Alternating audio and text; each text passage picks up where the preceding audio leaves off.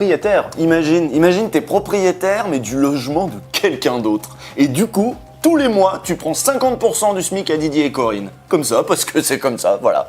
Hein, c'est bizarre comme système quand même. Et tout le monde trouve ça normal. Il y a des gens, ils piquent tous les salaires d'autres gens sous prétexte qu'ils ont des immeubles, et c'est normal. Genre la bourgeoisie par exemple. Au hasard. Au hasard, on va prendre des chiffres à Lyon. Bon bah à Lyon, il y a 57% des biens en location qui sont possédés par des gens qui ont 5 apparts ou plus. Donc le terme bourgeois ne paraît pas excessif. Bon bah ces bourgeois-là, qui ont les moyens d'investir, de rénover, de construire tout ça, bah faut pas qu'ils le fassent trop, parce que sinon le marché va se détendre et leurs biens vont se dévaluer. Mais donc tu veux dire que si on construit pas assez de logements, c'est parce que l'immobilier c'est un terrain de jeu et de profit pour la classe possédante avant d'être un bien de première nécessité? C'est pas moi qui le dis, c'est une sociologue à France Q, Sandra Wabian.